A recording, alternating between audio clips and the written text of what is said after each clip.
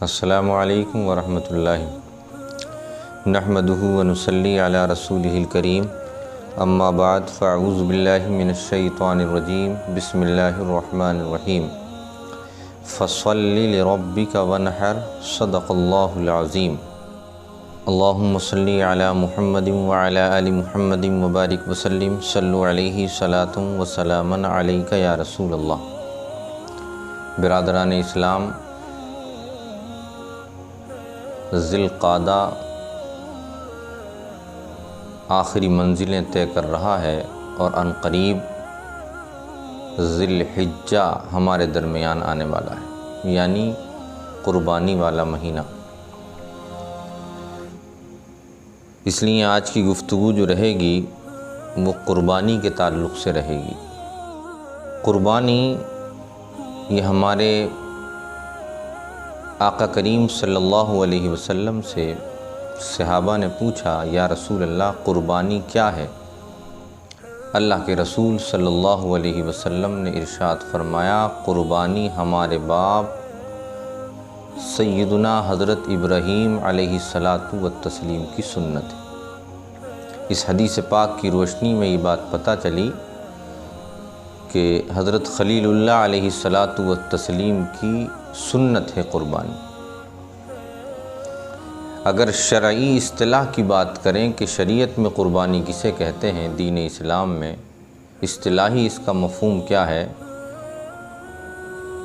تو حضرت علامہ صدر الشریعہ علیہ رحمت و رضوان فرماتے ہیں، مخصوص جانور کو مخصوص دنوں میں تقرب کی نیت سے، اللہ کی رضا کی نیت سے قربان کرنے کا نام قربانی۔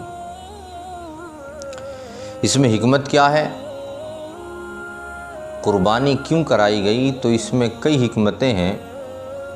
یہاں مختصراً ایک حکمت عرض کرتا چلوں کہ قربانی کرنے سے اس جذبے کا اظہار ہوتا ہے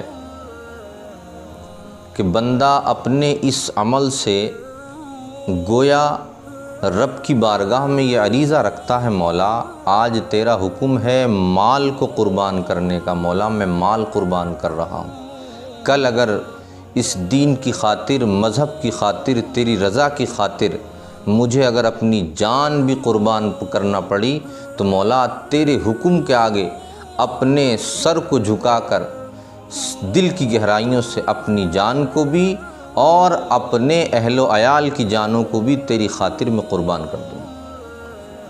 یہ حکمت ہے۔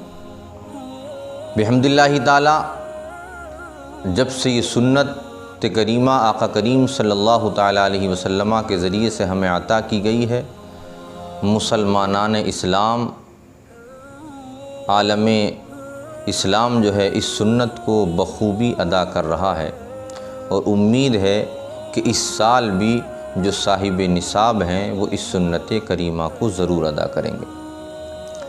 آج اس نشست کو کرنے کا مقصد خاص یہ ہے کہ جب تک ہم کسی عبادت کے بارے میں اچھی طرح جانکاری حاصل نہ کر لیں، وہ عبادت ہم کما حق ادا نہیں کر سکتے۔ وہ عبادت آپ کی نماز ہو، روزہ ہو، حج ہو، زکوٰۃ ہو، کوئی سی بھی عبادت ہو۔ عرف عام میں یہ تصور غلط ہے کہ معاملہ جب عبادت کا آتا ہے تو بہت بڑی غفلت اور بہت بڑی سستی چھائی ہوئی ہے۔ معاملہ دنیا کا ہے تو کہتے ہیں بغیر سیکھے آئے گا کیسے، اور جب معاملہ دین کا ہے تو بغیر سیکھے اس کو کرنے میں لگے ہوئے ہیں۔ ایک اصول یاد رکھیں، بغیر سیکھے ہوئے کوئی عبادت ہم صحیح طریقے سے ادا نہیں کر سکتے۔ قربانی بھی ایک عبادت ہے، جب تک اس کے مسائل کو ہم اچھی طرح سیکھ نہیں پائیں گے صحیح معنی میں اس کو ادا نہیں کر سکتے۔ آئیے سب سے پہلی تو ایک غلط فہمی میں آپ کی دور کر دوں۔ عرف عام میں ایک بات مشہور ہے کہ بھئی قربانی جو ہے سب سے پہلے ہمارے گھر میں وہ کرے گا جو بڑا ہے۔ اب اس غلط تصور سے جو نتیجہ نکلا وہ کیا نکلا؟ وہ یہ نکلا کہ قربانی شاید شریعت نے صرف بڑے پر فرض کی ہے یا بڑے پر واجب کی ہے، جبکہ ایسا نہیں ہے۔ شریعت نے جو اصول بنائے ہیں وہ ان اصولوں میں یہ نہیں کہ جو بڑا ہوگا اس پر قربانی ہے، چھوٹا ہے تو قربانی کی رخصت ہے، ایسا نہیں۔ شریعت نے اصول بنائے ہیں، ان اصولوں پر جو بھی کھرا اترے گا، جو شرائط رکھے ہیں، چھوٹا ہو بڑا ہو، والدین ہوں، بچے ہوں، بہن ہو، بھائی ہوں، مرد ہوں یا عورتیں، جن کے اندر بھی وہ شرائط جو شریعت نے رکھے ہیں پائے جائیں گے، قربانی کرنا ان کے لیے لازمی ہے، ضروری ہے۔ ادا کرنے پر ہی ان کا فریضہ ادا ہوگا اور نہیں کرنے پر وہ گناہگار ہوگا۔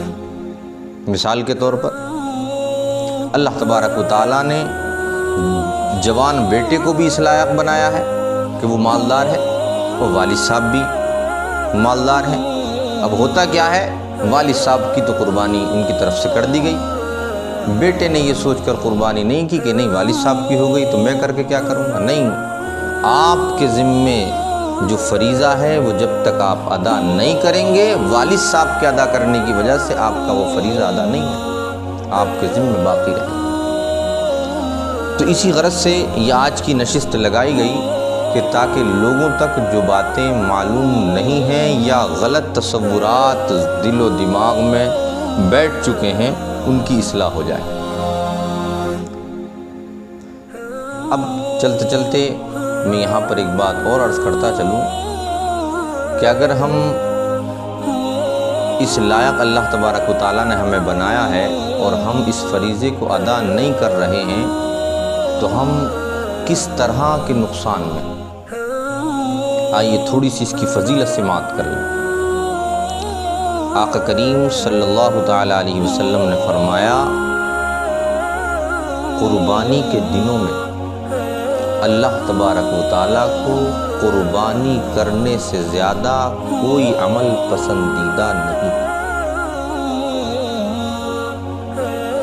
اس حدیث پاک کے مفہوم نے اس سوال کا بھی جواب دے دیا کہ بھئی ہم قربانی نہ کر کے کوئی اور کام کر لیں، تو آقا کریم نے وضاحت فرما دی 1400 سال پہلے ہی، قربانی کے علاوہ کوئی اور کام کرو، یاد رکھو، لیکن قربانی کا درجہ اور قربانی کی فضیلت یہ رکھی گئی ہے کہ اللہ کو ان دنوں میں مالدار کے ذریعے سے قربانی ہی والا عمل پسند ہے۔